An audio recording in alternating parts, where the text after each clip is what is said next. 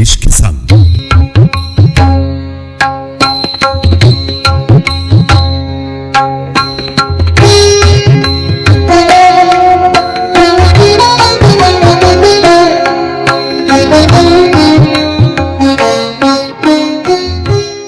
कथा जगन्नाथ जी की।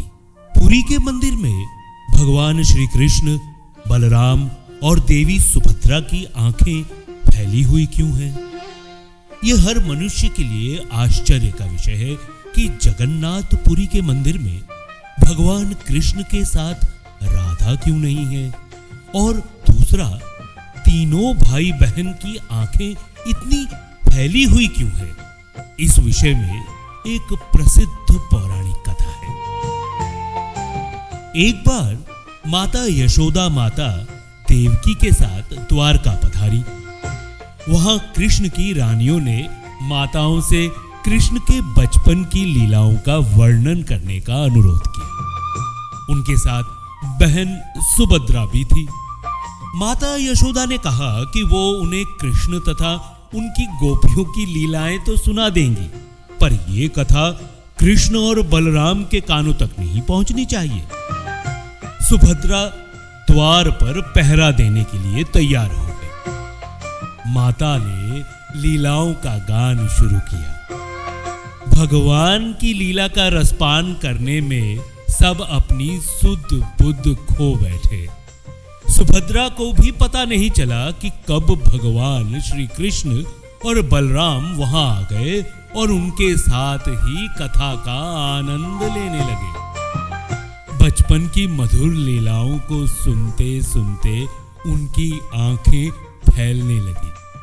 सुभद्रा की भी यही दशा हुई और वो आनंदित होकर पिघलने लगी।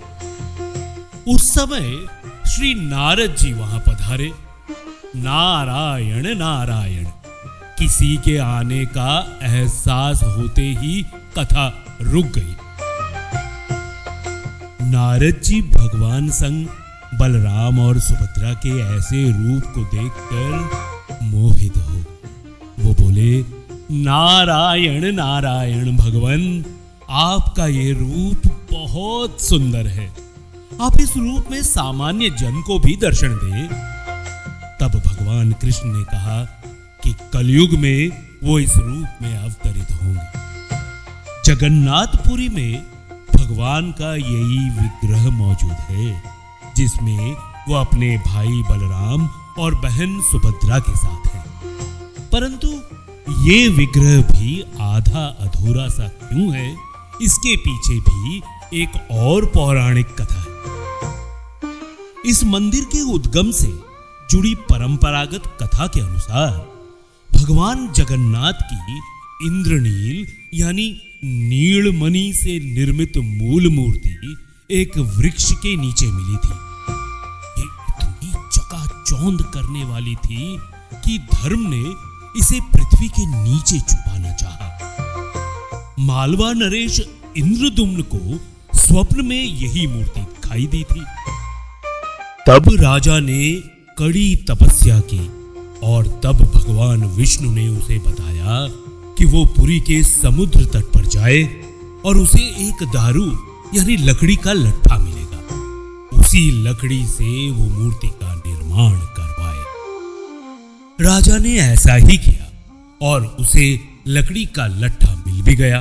राजा को भगवान विष्णु और विश्वकर्मा बढ़ई कारीगर और मूर्तिकार के रूप में उसके सामने उपस्थित हुए, किंतु उन्होंने ये शर्त रखी कि वे 1 माह में मूर्ति तैयार कर देंगे, परंतु तब तक वो एक कमरे में बंद रहेंगे और राजा या कोई भी उस कमरे के अंदर नहीं आए। महीने के अंतिम दिन जब कई दिनों तक कोई भी आवाज नहीं आई कमरे से, तो उत्सुकतावश राजा ने कमरे में झांका और वो वृद्ध कारीगर द्वार खोलकर बाहर आ गया और राजा से कहा कि मूर्तियां अभी अपूर्ण हैं, उनके हाथ अभी नहीं बने थे। राजा के अफसोस करने पर मूर्तिकार ने बताया कि ये सब दैववश हुआ है और यही मूर्तियां ऐसे ही स्थापित होकर आगे पूजी जाएंगी। जय जगन्नाथ।